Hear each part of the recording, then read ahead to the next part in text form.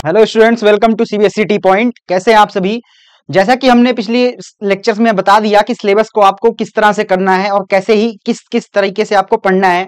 हमने last part में उसमें स्ट्रेटजीज भी बताया था कि आपको किस तरह से फिजिक्स, किस तरह से केमिस्ट्री, किस तरह से बायो का पार्ट को ट्रीट करना है। तो आज हम सबसे पहले बायोलॉजी का फर्स्ट चैप्टर स्टार्ट करेंगे जिसका नाम है लाइफ प्रोसेस। चलिए साथ में शुरू करते हैं life process.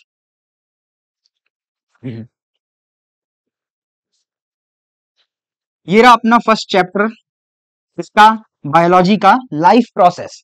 Life process, life process अगर आप सुनते हैं ये शब्द कि लाइफ और प्रोसेस है क्या, तो लाइफ प्रोसेस क्या चीज हो सकती है। जब हम देखते हैं लाइफ को, लाइफ सभी समझते हैं क्या, लाइफ मींस जिंदगी या फिर जो दिनचर्या हर दिन हम लोग जी रहे हैं उसको सबको मिला के बोल देंगे तो लाइफ हो जाएगी। और जो हर एक एक्टिविटी है, जो एक सारी क्रिया हम लोग करते रहते हैं रोजमर्रा की जिंदगी में, उसको मिला के बोल देंगे तो हमारी क्रिया या फिर प्रोसेस हो जाएगा, उसको बोल देंगे। ठीक है, तो चलिए हम स्टार्ट करते हैं लाइफ प्रोसेस, नया chapter, first chapter of biology, class 10th का लाइफ प्रोसेस। चलिए जैसे हम लोग आगे आगे बढ़ते हैं चैप्टर में, हम लोग सबसे पहले देखते हैं कि लाइफ प्रोसेस होता क्या है। लाइफ प्रोसेस है क्या। लाइफ प्रोसेस एक हर एक इंसान, हर एक इंडिविजुअल की जो भी at the time of birth से at the time and the end time of life को लेके कंस्टिट्यूएंट करते हैं कि वो होता क्या है। हर एक चीज को मिला के बोलते हैं कि लाइफ का ये प्रोसेस है। तो मतलब लाइफ इस प्रोसेस से ही चलेगी, ठीक है, या फिर इसी प्रोसेस से ही चलती है। That is life process. ये तो सिंपल आम भाषा में है। अब हम समझेंगे ऑथेंटिसिटी और क्या है इस चैप्टर में और क्या क्या चीजें इस चैप्टर में हमें पढ़ना है। चलिए हम जैसे लाइफ प्रोसेस की बात करते हैं, सबसे पहले हम समझते हैं कि भैया कोई चीज लिविंग होगी, कोई चीज नॉन लिविंग होगी। अब क्या करें, हम किस तरह से जाने कि कौन कौन सी चीजें लिविंग कैटेगरी में है, कौन सी नॉन लिविंग है। एक जनरलाइज फॉर्म में अगर हम आपसे क्वेश्चन करेंगे या फिर आप खुद से क्वेश्चन करेंगे कि लिविंग चीज है क्या, तो आपका पहला जवाब यही होगा कि सर जो चीज चल सके, जो चीज अपनी एक जगह से मूवमेंट दिखा सके, कुछ खा सके, कुछ कर सके, दैट इज लिविंग। अब हम बात करें फोन की, तो क्या है, नॉन लिविंग चीज है। क्यों? क्योंकि हम इसको एक जगह पर अगर प्लेस कर देंगे तो ये अपने जगह से मूव नहीं कर सकती। समझ पा रहे हैं आप बात को। चलिए इसी तरह लिविंग और नॉन लिविंग के बीच में हम लोग पढ़ने और समझने के लिए कुछ कैरेक्टरिस्टिक्स दे दिए। जितने बायोलॉजिस्ट थे उन्होंने कुछ कैरेक्टरिस्टिक्स को कंसीडर किया कि यार ये फॉलोइंग कैरेक्टर्स होंगे और जो भी ऑर्गेनिज्म इन कैरेक्टर्स को फॉलो करेगा उसे हम बोल देंगे they are known as living. उसी तरह से अपने पास यहां पे 4 कैरेक्टरिस्टिक्स हैं। आपके सिलेबस में 4 कैरेक्टरिस्टिक्स है, बाकी क्लास 11th में है। पहला कैरेक्टरिस्टिक किसका, हम क्या पढ़ रहे हैं, characteristics of living. First character अपने पास है ग्रोथ। अब आप बोलोगे बात तो सही है, कोई भी चीज ग्रो हो रही है, हमारी बॉडी, हम लोग भी ग्रो हो रहे हैं एक सर्टेन एज तक, तो हम बोल देंगे ये कैरेक्टरिस्टिक है ग्रोथ की। ग्रोथ क्या है, कैरेक्टरिस्टिक है इसका, क्या बोलते हैं, लिविंग बॉडी का कैरेक्टरिस्टिक है ये ग्रोथ, है ना। बट आप ध्यान समझिए मेरी बात, हम एक एग्जांपल दे रहे हैं आपको। मान लीजिए ये रहा अपना पहाड़, ये यहां से अपनी नदी आ रही है, ठीक है। अब इस पानी से, यहां से जो भी पानी आ रहा है,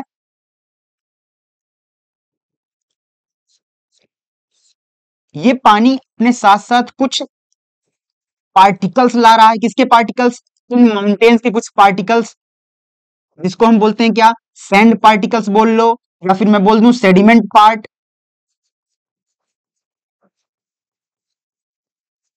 क्लियर है। चलें देखिए, ये नदी ऐसे बहती रही और ये पार्टिकल्स इस नदी के साथ साथ साथ साथ आते रहे। मान लीजिए यहां पे अपने पास एक गड्ढा था, गड्ढा, या फिर यहां पे कुछ खाली जगह थी। ये पार्टिकल आया, एक पार्टिकल यहां रुका, 2 रुका, 3 रुका, ऐसे ऐसे लाखों करोड़ों साल बाद ऐसे ऐसे ऐसे ऐसे पार्टिकल्स रुकते रुकते रुकते रुकते रुकते रुकते रुकते रुकते रुकते रुकते देखिए ना क्या कर लिए, फॉर्मेशन ऑफ ए माउंटेन हो गया। आगे चल के लाखों करोड़ों साल बाद ये फॉर्मेशन ऑफ माउंटेन्स हो गया। तो हम कह दें क्या, इसमें भी तो ग्रोथ हुई है। पहले तो ये पार्टिकल इतना सा था, देखो ना, इतना बड़ा हो गया, अब ये इतना बड़ा हो गया, ग्रोथ तो यहां पे भी दिख रही है,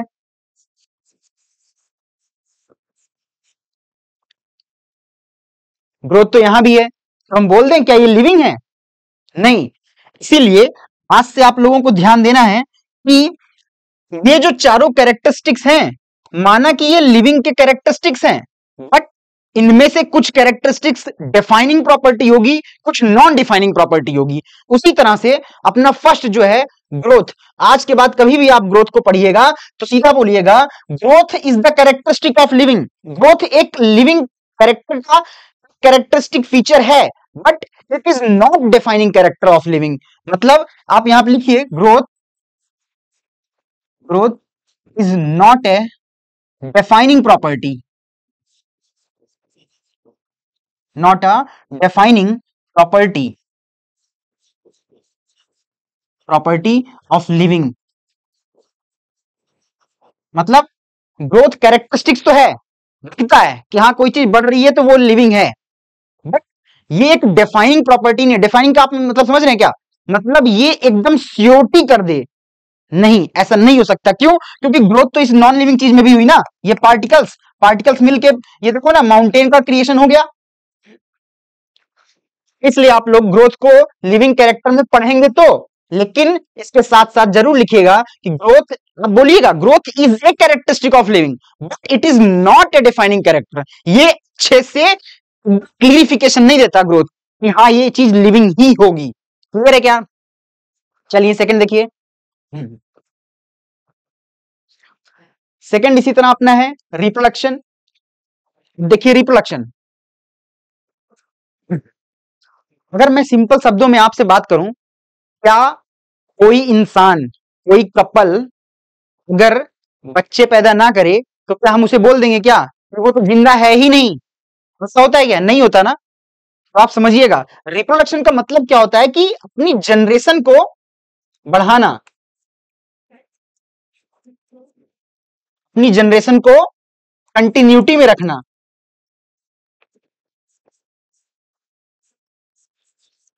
कंटिन्यूटी में रखना।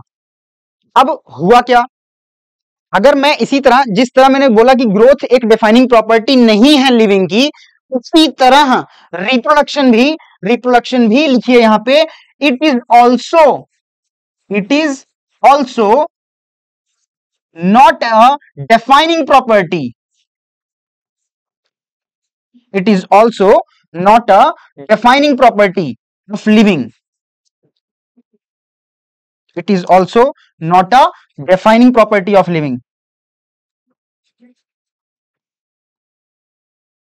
Not a defining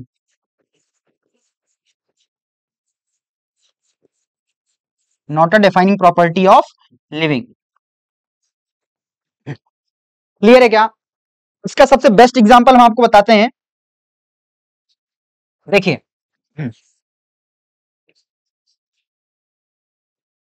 हुआ क्या, नेक्स्ट स्लाइड लेते हैं। देखिए फर्स्ट कैरेक्टर हम तो पढ़ लिए, क्या था अपना growth.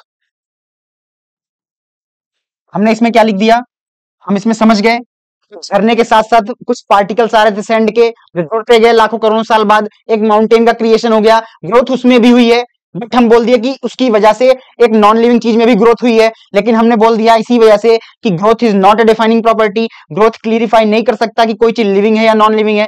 Growth can not distinguish between the living and non living. Clear है क्या? इसलिए हमने क्या बोल दिया इसलिए हमने बोल दिया it is not a defining property. It is not a defining property. It is not a defining property of living. Clear है क्या? उसी तरह हम सेकंड पे आए थे। हम सेकंड पे थे कौन सा? रिप्रोडक्शन। सेकंड पे थे रिप्रोडक्शन।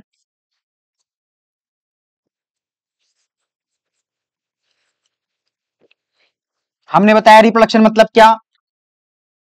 रिप्रोडक्शन मतलब अपनी जनरेशन को कंटिन्यू रखना, मतलब ध्यान समझिए कि it is the process, it is the process, it is the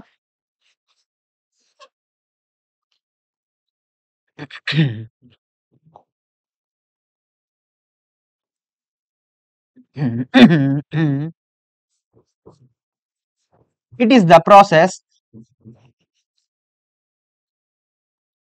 it is the process to continue, to continue the generation.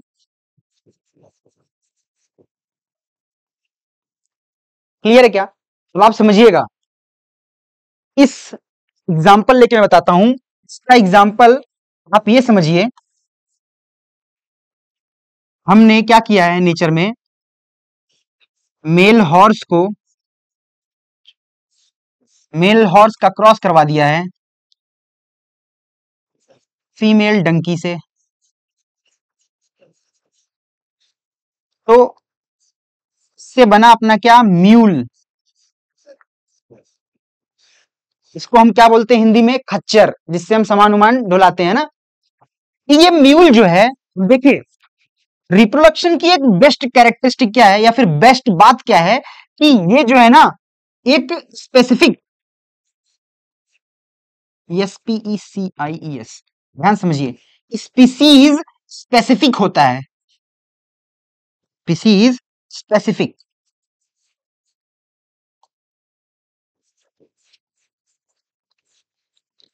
इसका मतलब क्या हुआ, इसका मतलब ये हुआ कि रिप्रोडक्शन आप करिए, आप सेक्सुअल रिप्रोडक्शन इन्वॉल्व करिए, लेकिन याद रखिए रिप्रोडक्शन वही वैलिड होगा, या फिर वही रिप्रोडक्शन कंफर्म अच्छा होगा जिसमें दोनों मेल और फीमेल सेम स्पीसी को बिलोंग करते हो। देखिए यहां पे क्या, मेल अपना हॉर्स है लेकिन फीमेल डोंकी है, तो कंफर्म ये दोनों सेम स्पीसी के तो नहीं है। माना कि इनकी जीनस या फिर इनकी फैमिली सेम हो सकती है, माइट बी, बट इनकी स्पीसीज सेम नहीं है। रिप्रोडक्शन के लिए सिमिलर क्या होनी चाहिए, स्पीसी। स्पीसी सिमिलर नहीं है, लेकिन इसका बच्चा हुआ क्या, म्यूल। तो ये म्यूल जो हुआ, बच्चा तो हो गया, लेकिन ये इनफर्टाइल हुआ। क्या, इनफर्टाइल। इनफर्टाइल का मतलब हैविंग,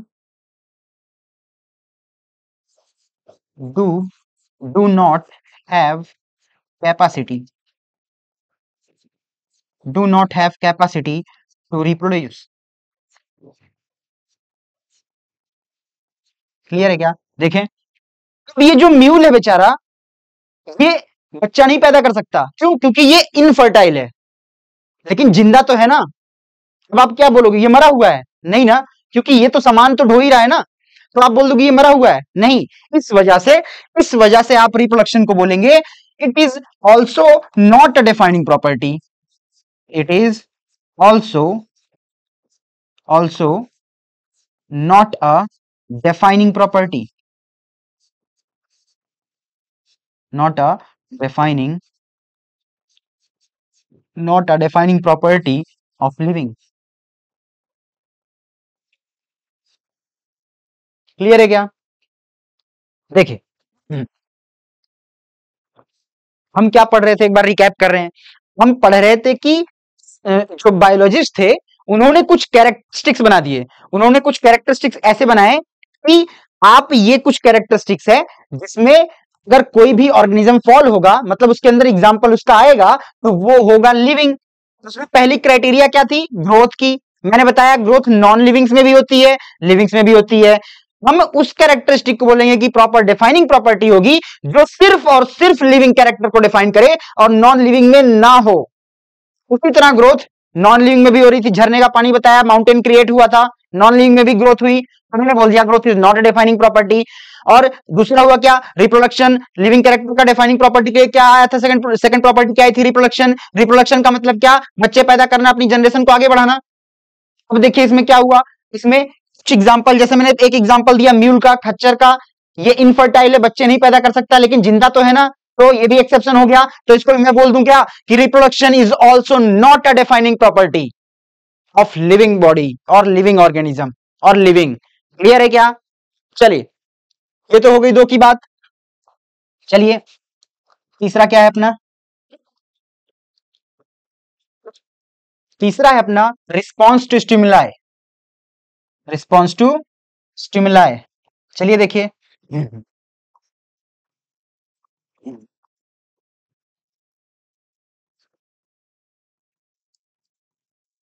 रिस्पॉन्स टू स्टिमुलाई बोलो या फिर रिस्पॉन्स टू नेचर बोलो, दोनों सेम सेम। तो हुआ क्या, ध्यान समझिए।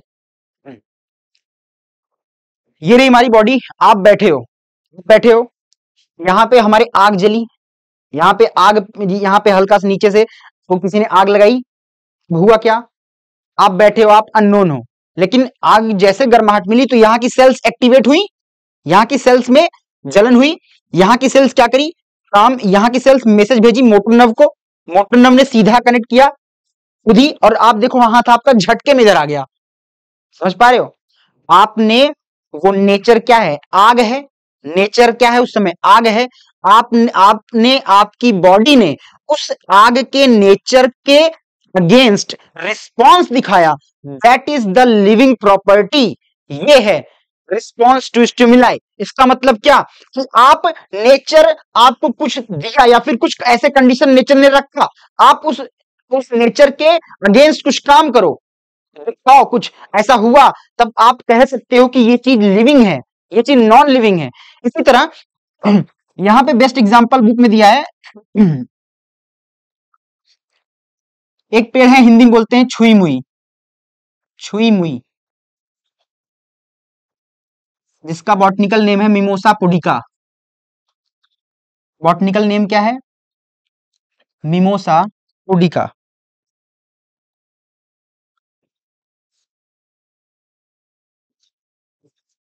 Mimosa pudica.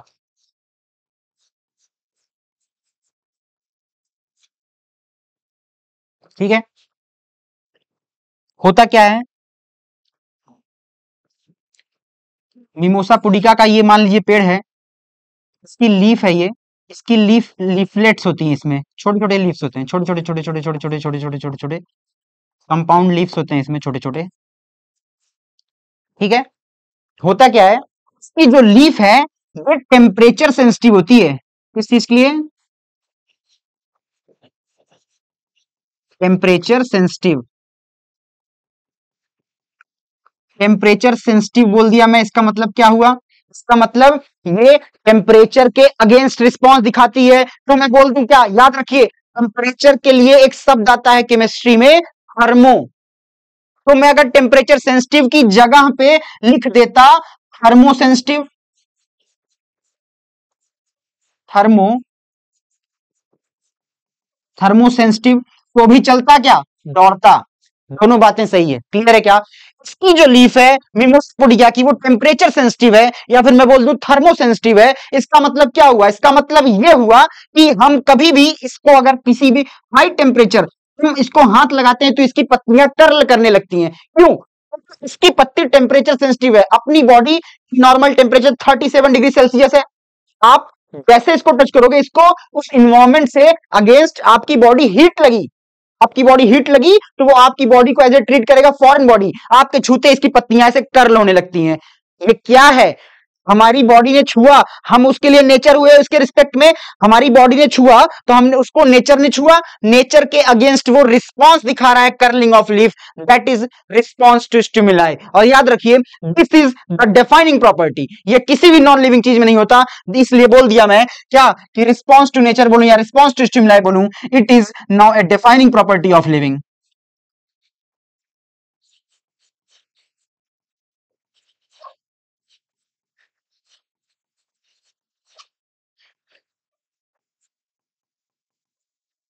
क्लियर है क्या?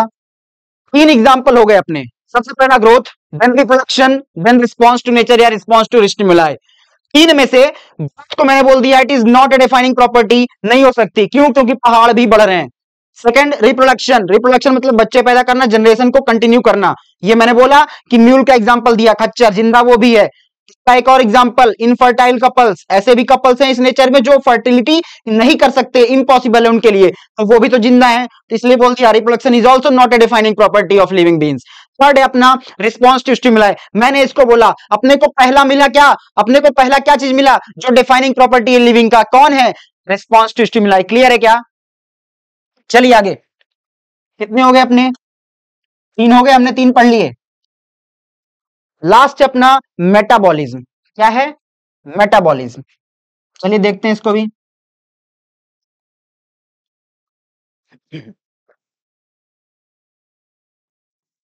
Last but not the least, metabolism.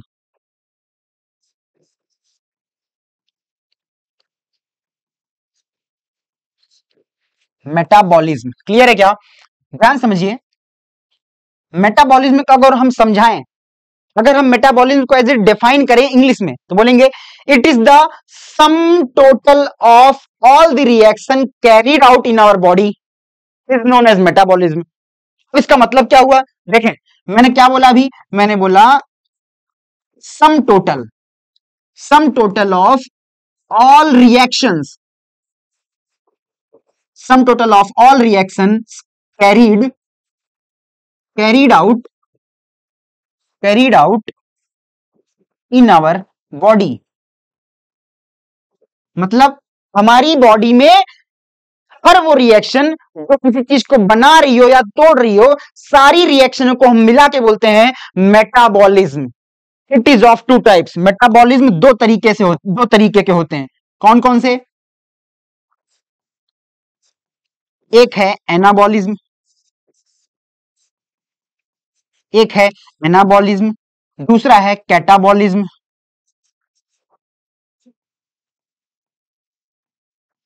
Clear है क्या? देखिए, ए से एडिशन होता है, एडिशन मतलब जोड़ना, आज से आप याद रखेंगे ए फॉर एडिशन, ए से जोड़ना, ए से एनाबॉलिज्म। मतलब ये ऐसी रिएक्शन होगी जिसमें कोई दो कंपाउंड मिलके या फिर 2 एलिमेंट मिलके कोई एक कंपाउंड या फिर कोई एक एलिमेंट या कंपाउंड का फॉर्मेशन करेंगे। मतलब मैं बोल दूं क्या, अपनी बॉडी में कार्बन थी, ऑक्सीजन गई, मिलके क्या बन के निकला, अपने बॉडी से CO2 निकला। मैं बोल दूं क्या, ये रेस्पिरेशन वाली रिएक्शन क्या है, किस टाइप की है, एनाबॉलिक रिएक्शन है। क्लियर है क्या? चलें, तो जब एक एडिशन, ए से एडिशन एक जब जुड़ के मतलब एनाबॉलिज्म हुआ, जब एक जुड़ के निकल रही है तो दूसरी टूट रही होगी कैटाबॉलिज्म। कैटाबॉलिज्म क्या है? कैटाबॉलिज्म मान लिया हमने क्या इंटेक किया, चपाती खाए हम या फिर ब्रेड खाए, इसमें है क्या, इसमें है कार्बोहाइड्रेट्स। कार्बोहाइड्रेट्स क्या है? Carbohydrates are the polysaccharides. Polysaccharides मैंने समझा रखा है, आप अगर बायोलॉजी पढ़ रहे हो, biology is 2 things, terminology and diagram, यही दोनों मिलके बनाते हैं बायोलॉजी को, समझिए। कार्बोहाइड्रेट्स क्या है? एक तरह का पॉलीसेक्राइड है। अब पॉलीसेक्राइड का मतलब क्या होता है, पॉलीसेक्राइड समझिएगा, ये क्या है, एक तरह का पॉलीसेक्राइड। पॉली मतलब ढेर सारा, सैक्राइड मतलब शुगर की चेन, बेसिक शुगर की ढेर सारी चेन, मतलब 4 से अधिक चेन मिल जाए तो उसे बोलेंगे पॉलीसेक्राइड्स। तो हुआ क्या, हमने चपाती खाई या फिर रोटी खाई जो कि उसमें क्या है, कार्बोहाइड्रेट्स थे। अब ये कार्बोहाइड्रेट्स जो हैं ये टूटेंगे, मतलब पॉलीसेक्राइड जो है, पॉलीसेक्राइड टूटेगा बेसिक फॉर्म में। बेसिक फॉर्म बोले तो ग्लूकोज, मैनोज, लैक्टोज में टूटेगा। ये इसके बेसिक फॉर्म्स हैं जिसके थ्रू सेल रेस्पिरेशन कर सकती है, एनर्जी इनटेक कर सकती है, वो है ग्लूकोज का फॉर्म। इसीलिए हम सभी को डायरेक्ट सलाइन चढ़वाया जाता है, क्यों? क्योंकि वो ग्लूकोसिक फॉर्म होता है, उसमें आयंस होते हैं, इसलिए वो क्योंकि वो बेसिक कंपोनेंट है, छोटे मॉलिक्यूल है जो हम डायरेक्ट इनटेक कर सकते हैं। बट हम कार्बोहाइड्रेट, रोटी को डायरेक्ट खून में डालूं क्या, हो सकता है, that can not be possible. क्यों? क्योंकि वो पॉलीसेक्राइड खाएंगे, डाइजेस्ट होगा, टाइलिन माइलेज एंजाइम उसको डाइजेस्ट करेगा, उसको डाइजेस्ट करेंगे सिंपलर फॉर्म में तोड़ेगा, एसिमिलेशन होगा, एब्जॉर्प्शन होगा, एसिमिलेशन होगा, वो जाके एक सेल के कंपोनेंट में, रेड ब्लड सेल में या फिर ब्लड स्ट्रीम्स में डाले जाएंगे। तो ब्लड स्ट्रीम्स जो हैं कौन, RBCs are the best connective tissue. क्यों? क्योंकि उसमें जो भी चीज एक बूंद डाल दिया वो पूरी बॉडी में फैला दिया हर एक पार्ट में। क्लियर है क्या? तो ये बेसिक पार्टिकल्स हर जगह फैल जाएंगे। क्लियर है? चलिए, कैटाबॉलिज्म, पॉलीसेक्राइड को तोड़ के मोनोसेक्राइड्स बना दिया, तोड़ के बना दिया, तोड़ना, एक था जोड़ना, A for addition, A for जोड़ना, एडिशन फॉर जोड़ना, ए से एनाबॉलिक, एनाबॉलिक हुआ तो जोड़ के रिएक्शन बन रही है, उसका रिवर्स कर दो वाइसी वर्सा, मतलब दूसरा वाला कैटाबॉलिज्म पक्का तोड़ के बन रहा होगा। क्लियर है क्या? मेटाबॉलिज्म खत्म। याद रखिएगा, metabolism is also a defining property. क्यों? क्योंकि ये भी सिर्फ और सिर्फ लिविंग में हो सकती है।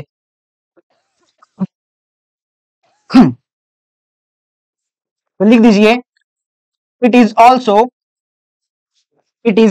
a defining property. It is also a defining property. It is also a defining property of living. Clear है क्या? सभी को क्लियर है? चलिए देखिए, हमने क्या देखा? हमने लिविंग के कैरेक्टर्स देखे। कितने कैरेक्टर्स देखे हम? 4 कैरेक्टर्स। पहला क्या था? ग्रोथ। दूसरा क्या था? रिप्रोडक्शन। तीसरा क्या था? रिस्पॉन्स टू स्टिमुलाई या फिर रिस्पॉन्स टू नेचर। चौथा क्या था? मेटाबॉलिज्म। क्लियर है क्या? हमने बोला ग्रोथ को पार्टिकल्स आके जुड़ रहे थे, फॉर्मेशन ऑफ माउंटेन हो रहा था, नॉन लिविंग में भी ग्रोथ हो रही थी। मैं बोल दिया कि नॉन लिविंग भी बढ़ रहा है, तो मैं बोल दिया कि ग्रोथ जो है लिविंग का डिफाइनिंग प्रॉपर्टी नहीं हो सकता, क्योंकि वो नॉन लिविंग चीज में भी दिख रही है ग्रोथ। क्लियर है क्या? सेकंड हमने बोला रिप्रोडक्शन, मतलब अपनी जनरेशन को कंटिन्यू करना। म्यूल का एग्जांपल दिया था जो खच्चर था, जो कि किसका प्रोडक्ट था? मेल हॉर्स और फीमेल डंकी का। ये भी क्या करेगा? इनफर्टाइल है, ये जो है रिप्रोडक्शन नहीं कर पाएगा, लेकिन जिंदा तो है, तो मैं इसको भी बोल दिया reproduction is also not a defining property. तीसरा अपना क्या? Response to stimuli. कोई भी पार्टिकल या फिर कोई भी इंसान, कोई भी लिविंग ऑर्गेनिज्म, आप उसे टच करोगे। आप अगर गांव के रहने वाले हो, कभी भैंस को देखे हो, भैंस की बॉडी पे को आप ऐसे करना, आप ऐसे रगड़ना, उसकी स्किन ऐसे वाइब्रेट करेगी। क्यों? क्योंकि वो आपके हाथ के मूवमेंट के अगेंस्ट उसने रिस्पॉन्स दिखाया। तो मैं बोल दूं क्या? रिस्पॉन्स टू स्टिमुलाई क्या कैरेक्टरिस्टिक है? किसकी? लिविंग बॉडी की मेन कैरेक्टरिस्टिक है। तो मैं बोल दिया अपने पास पहला रिस्पॉन्स टू स्टिमुलाई क्या आ गया? कैरेक्टरिस्टिक किसका? लिविंग का मेन कैरेक्टरिस्टिक, डिफाइनिंग प्रॉपर्टी होगा। क्लियर है क्या? लास्ट मैंने बोला अपना क्या है? मेटाबॉलिज्म। मेटाबॉलिज्म हमने बता दिया क्या? Sum total reactions of all body, मतलब अपने बॉडी में जितनी भी रिएक्शनें हो रही हैं, चाहे वो जुड़ के बन रही हो चाहे तोड़ के बन रही हो, उसे सबको बोल दिया हमने मेटाबॉलिज्म। मेटाबॉलिज्म हमने बताया कि 2 तरीके से होगा, एक होगा अपना एनाबॉलिक और दूसरा होगा कौन सा? कैटाबॉलिक। एनाबॉलिक कौन सी रिएक्शन? ए से एनाबॉलिक, ए से एडिशन। एडिशन मतलब जोड़ना, ऐसी रिएक्शन जो जुड़ के बन रही है उसे बोलेंगे एनाबॉलिक रिएक्शन। और कैटाबॉलिज्म क्या है? कैटाबॉलिज्म वो है मतलब जो कि रिएक्शन टूट के बन रही हो। एनाबॉलिज्म का एग्जांपल दिया, कार्बन बॉडी में था और हमने ऑक्सीजन इंटेक किया तो अपना कार्बन डाइऑक्साइड निकला बाई प्रोडक्ट की तरह, वेस्ट मटेरियल की तरह, तो हमने बोल दिया this is anabolic reaction. Catabolism मैंने बोल दिया हम खाते हैं रोटी, उसमें पाया क्या जाता है? Carbohydrates. Carbohydrates is a type of polysaccharide. Polysaccharide क्या है? एक मतलब बड़ी चेन है, एक ह्यूज कॉम्प्लेक्स कंपाउंड है, उसको तोड़ा जाएगा ताकि ब्लड स्ट्रीम में जाके हर एक सेल्स को एनर्जी मिल सके। Polysaccharides are been broken to their basic formation of glucose, जिसको हम इनटेक कर सकते हैं। क्लियर है क्या? ये था अभी तक जितना भी मैंने पढ़ाया, इसको मैंने रिवाइज करवा दिया। आज की क्लास फर्स्ट पार्ट था, ये लिविंग प्रोसेस का फर्स्ट पार्ट था। आप लोग इसी तरह साथ देते रहिए, हम इस चैप्टर को इतना इलेबोरेट, इतने बेहतरीन तरीके से समझाएंगे, आप भी लास्ट में सोचोगे कि हाँ सच में हमने कुछ गेन किया है। अगर सच में आपको लगता है कि आपने कुछ गेन किया है तो हमारे साथ बने रहिए। ये पार्ट फर्स्ट था, सारे पार्ट्स को आप देखिए और अपने एंड से हार्डवर्क करते रहिए। अगर बिल्कुल भी जरा सा भी समझ में आया है, इतना भी अगर आपको लगा है कि हम कुछ एब्जॉर्ब कर पाए हैं, तो चैनल को सब्सक्राइब करिएगा, लाइक करिएगा और सब्सक्राइब करके जाइएगा। और जरा भी पसंद आए तो अपने दोस्तों को या अपनी फैमिली मेंबर को, जिसको भी आप जो भी क्लास 10th में हो, उसको शेयर करिए और इस चैनल को सब्सक्राइब करके जाइए। थैंक यू सो मच, मिलते हैं नेक्स्ट पार्ट में।